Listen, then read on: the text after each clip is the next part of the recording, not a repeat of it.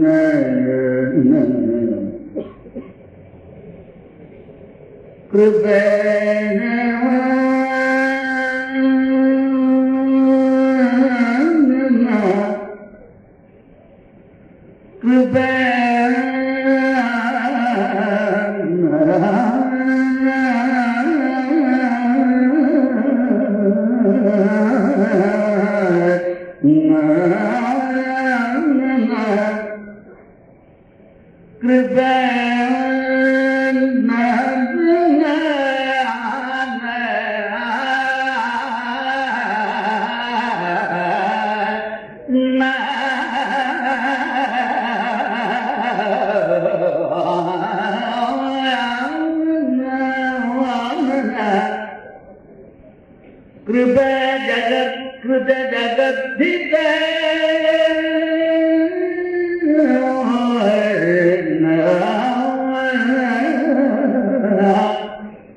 कृपे कृत जगद्धिते कृपण जन्तु चिन्तामणे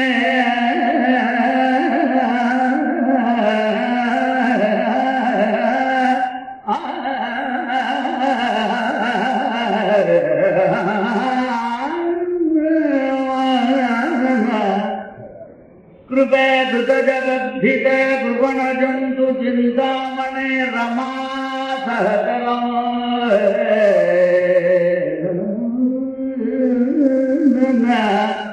रमा सहचरम् रघुधुरीणयन्त्यात्मया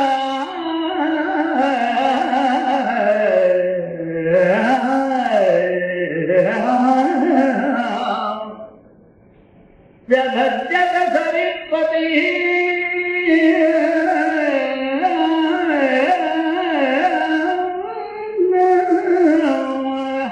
जगज्जगसरित्पतिः सगुणवेक्षणात् तक्षणात्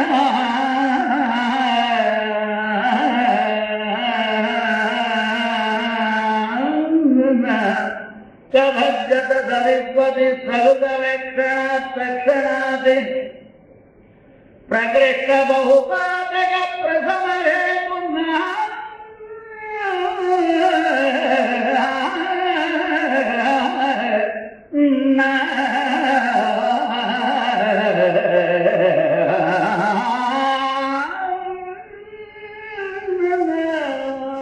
प्रकृष्ट बहुपातक प्रथम हेतुना सेतुना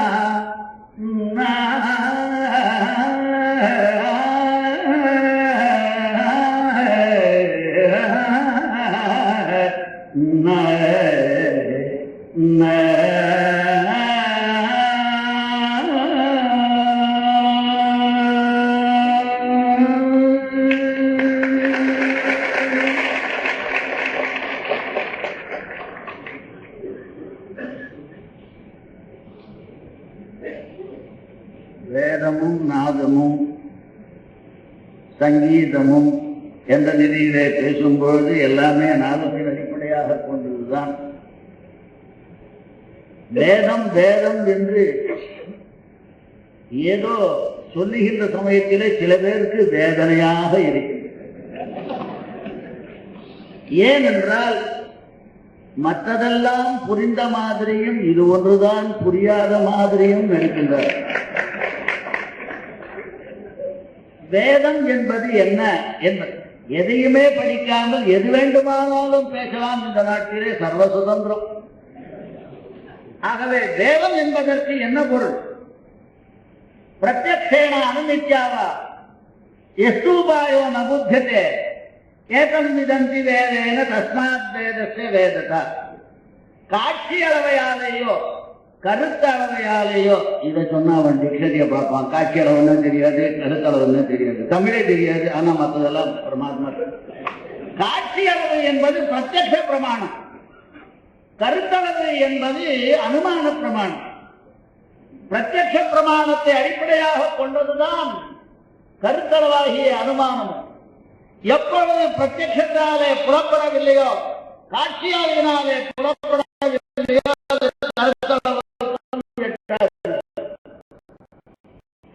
ஆகவே இவற்றை இந்த பிரமாணங்களாலே எது அறிய முடியாததோ, ஆனால் எதனாலே அறியப்படுகின்றதோ அப்பேற்பட்ட அறியப்படுகின்ற சிறந்த பிரமாணம்தான் வேதம். பிரமாணம் எம்பெருமானுக்கே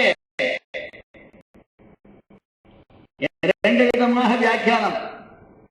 சாஸ்திரயோனித்வா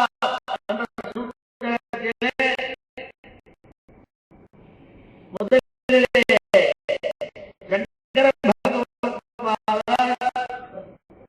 ஒரு அபிப்பிராயத்திலே வைத்துக் கொண்டு சாஸ்திரானாம் யோனிஹி என்று காரணபூதமாக சொல்லிவிட்டு யத்வா சாஸ்திரம் யோனிஹி யஸ்ய என்று எம்பெருமானையே சொல்லக்கூடியதான அநிர்வச்சனீயமான அபௌருஷேயமான தோஷ கந்த ரகிதமான பிரமாணம் வேதம் என்று கூறியிருக்கின்றது. ஏன்னா அப்பேற்பட்டது வேதம். வேதத்திலே இசை இல்லாத வேதமே கிடையாது. ஏனென்றால் வேதத்திற்கு ஒரு மிக பெரிய பெருமை உண்டு. இந்த 7 சுரத்தையும் 3 சுரத்தில் அடைக்கிறது. அது நமக்கு பலவிதமான காரணத்தினாலே பேசப்படுகின்றது. உதாத்தே நிஷாத காந்தாரம், நிஷாதமும் காந்தாரமும் உதாத்தத்தினாலே பேசப்படுகின்றது. உதாத்தத்திலே நிஷாத காந்தாரமானது அடங்குகின்றது. அனுதாத்தே ரிஷபதைவதோ, அனுதாத்தமானது ரிஷபமாகவும் தெய்வமாகவும் ஆகின்றது. அடுத்தது ஸ்வரித பிரபவாயதே ஷட்ஜ மத்தியம பஞ்சமாக. ஷட்ஜம் என்ன, மத்தியம் என்ன, எல்லாம் ஸ்வரிதத்திலிருந்து உண்டாகின்றன என்று சிக்ஷையானது மிக சிறந்த முறையிலே பலர்கின்றது. இப்படி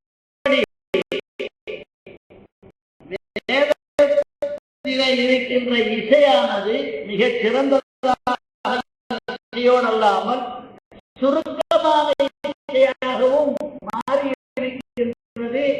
ஆகவே சுருக்க வேண்டியது என்றால் அவர்களுக்கு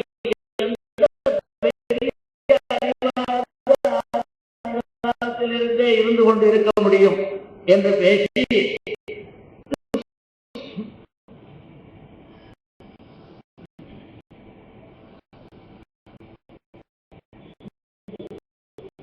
உதன பிரியா பிரியாசு சப்த ஸ்வசா சுஜுஷ்டா சரஸ்வதி சோம்யாபூத்.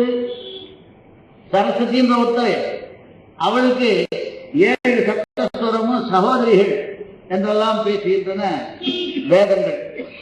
மேலும் ஒரு அச்சமேதத்திலே சம்வத்சரம் வரைந்தும் சில காரியங்களை யுக்தியை செய்துவிட்டு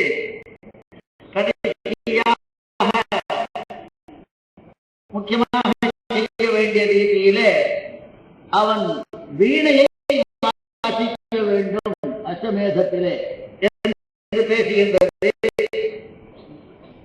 ஏன்னா அப்பவா ஏதஸ்மாத் ஸ்ரீஹி ராமதி, அவன் அச்சமேத யாகத்திலேயே தீட்சிதனா இருந்துட்டான்னா அவன் அவனுடைய நீதியில அவங்ககிட்ட இருந்து ஸ்ரீ போயிடுறது, ராஜ்யமும் போயிடுறது. ஏன்னா வேற ஏதோ எண்ணத்துல இங்க ராஜ்யத்துல இருக்கிறபடினால, இந்த யாகத்துல இருக்கிறபடினால. ஆகவே யோ அஷ்டமேதேன எதிர்த்தே பிராமணோ வீணாகாதினோ காயகா என்று 2 பிராமணர்கள் வீணாகானம் அவனுக்கு பாட வேண்டும். ஏன் அப்படின்னா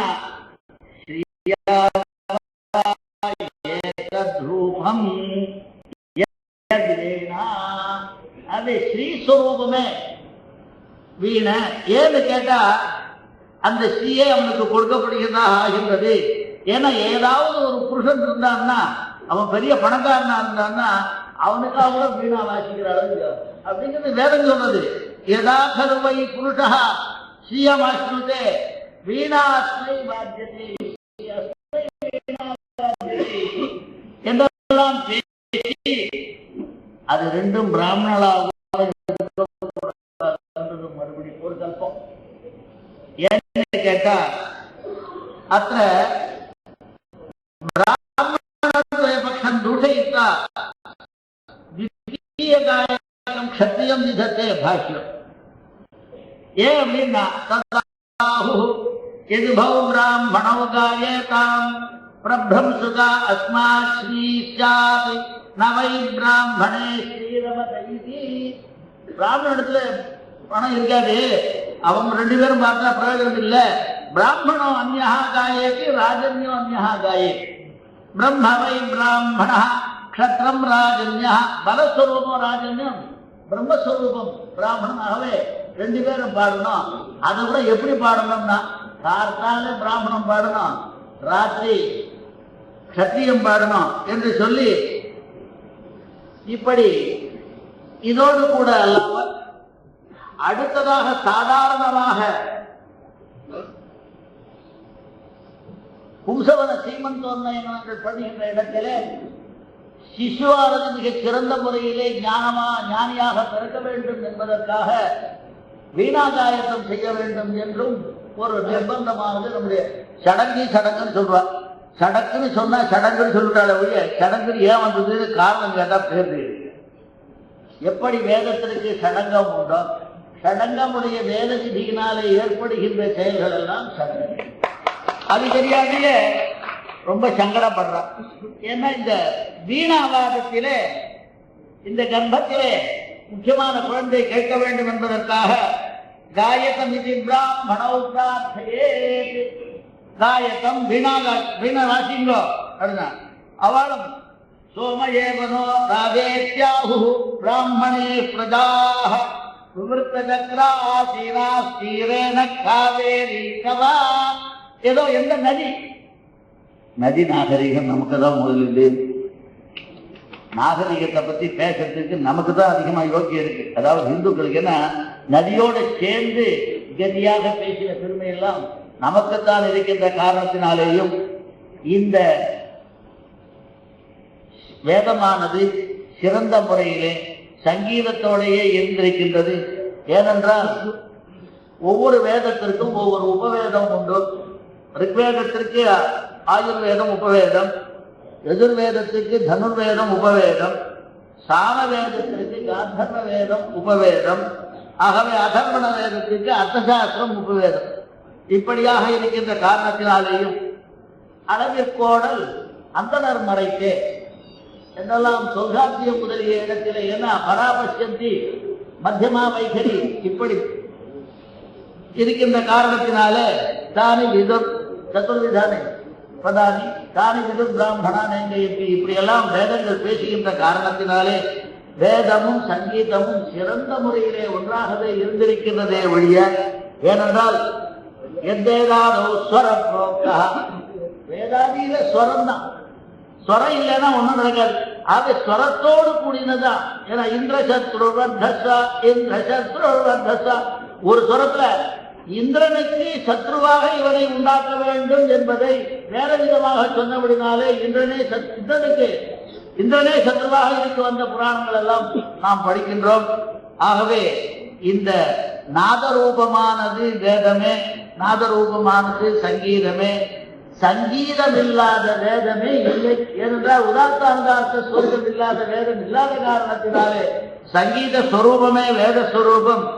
ஏனென்றால் நாதேனம் யஜ்யதே வர்ணஹ பதம் வர்ணாதி பதாத்மஜஹ வதசோ விவகாரவயம் நாதாதீனம் அதோ ஜெகவே. நாதாதீனம் தான் இந்த உலகமே என்று சொல்லி கீதம் நாதாத்மகம் வாத்தியம் நாதயுக்தம் பிரசஸ்ததே பத்மயானகதம் நிருத்யம் நாதாதீனம் அத்தப்பரம் என்று நாதத்தையே பிரதானமாக வைத்துக் கொண்டு இந்த 18 என்றார்கள். பாரதம் 18 பர்வாக்களை கொண்டது. யஜா அங்கானாம் வாமதோகதி ஜயா என்பதை நாராயணம் நமஸ்கிருத்ய நரஞ்சைவ நரோத்தமம் ததோ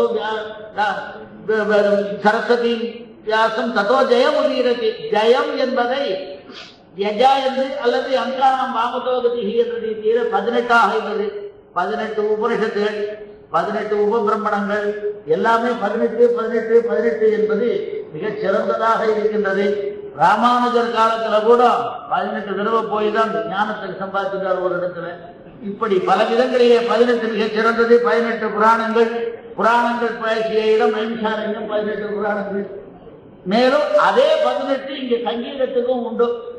என்னவென்றால் நாக ஸ்ருதி ஸ்வர கிராம மூர்ச்சனா தானவர்ணக்காக அலங்காரோதகமகம் ஜாதி ராகவ் ததாபரவ் ராகாங்க பாஷா பாஷாங்க விபாஷா அந்தர்பாஷிக்காக உபாங்கஞ்ச கிரியாங்கஞ்சே சங்காங்கஷ்டோ தச ததா தச. அதனால 18 அங்கம் கொண்டது பாட்டுகளும்.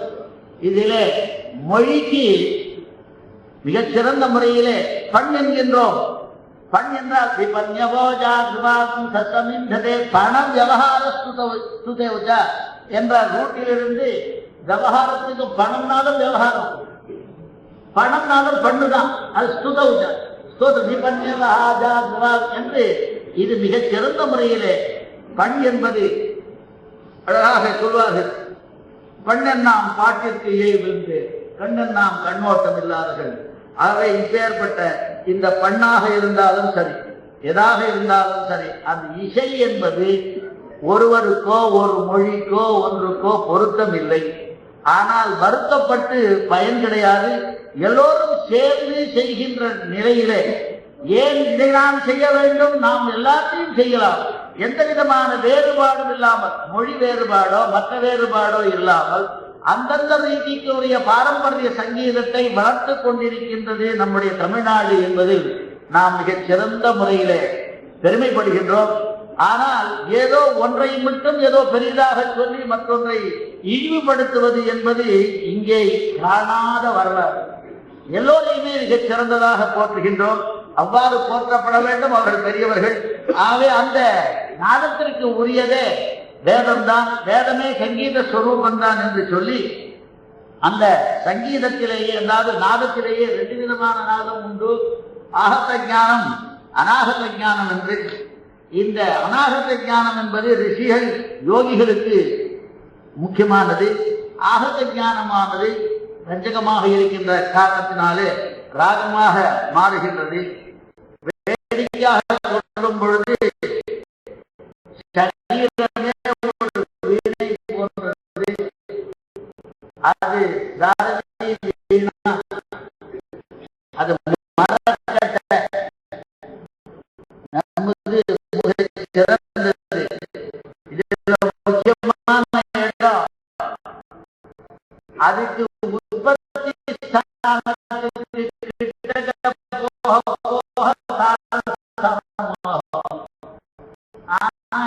இதுக்கு மேல போக போக இந்த சரீர வேலைக்கு ஏன்னு கேட்டா நிறைய நாடுகள் உண்டு. பல நாடுகள் இருந்தாலும் கூட சுருக்கமாக சொன்னால் 72 கோடியே 72 10,201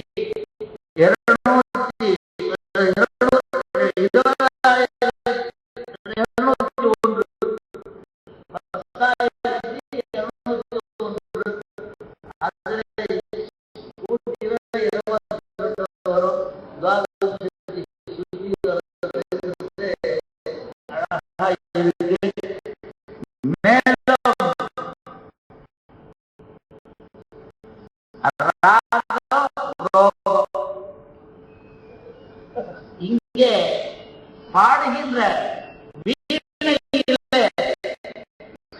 அந்த தந்திரியை மீட்டினால் அது ஒரே இந்த தந்தி ஒன்றுதான்.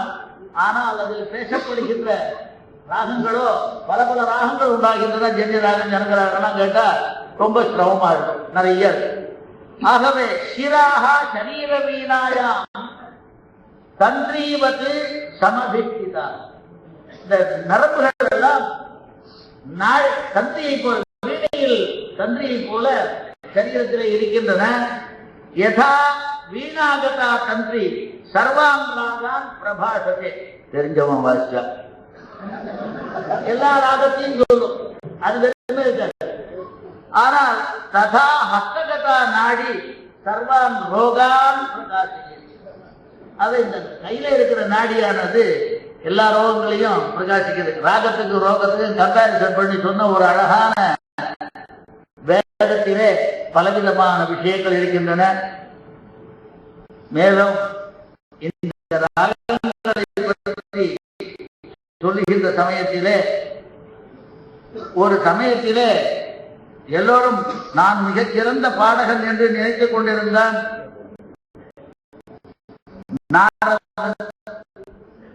நாரதனை கூப்பிட்டு நீ நன்றாக பாட வேண்டும் என்று கேட்டார். நாரதன் பாடினவுடன் இதோ பல ராகங்களை பாட கௌரவமா பாடின உடனே கொஞ்சம் நாய் கழிச்சு நிறைய பேர் மியூசிக்கல் எல்லாம் வந்துட்டே இருக்காங்க.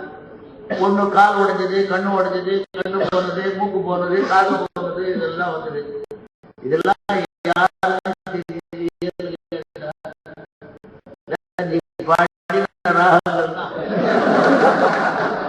அது சௌரியமா இல்லை.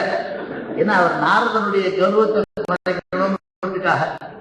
அப்ப என்ன பண்ணோம்னா இது வாய் மூன்று அப்படி சொல்லிட்டு உடனே சிவபெருமானை நினைத்தார். உடனே சிவபெருமான் இருக்கின்ற ஒரு அழகான கதை. சந்திரசேகர ஹே சம்போ கிம் லோகே பரமம் சுகம் கிம் சோக நாசகம் லோகே கிம் வா துக்க விமோசகம் என்று கேட்டு அதற்கு ஸ்ரீ சிவவாச்சா त्वत्सेवनं सुखं लोके त्वद्ध्यानं शोकनाशनं दुःखानां मोचकं कृष्णा तव नामैव नान्यतः அப்படி சொல்லிட்டு அஸ்தி காண்யதி பரம் தாதிருகே தியானம்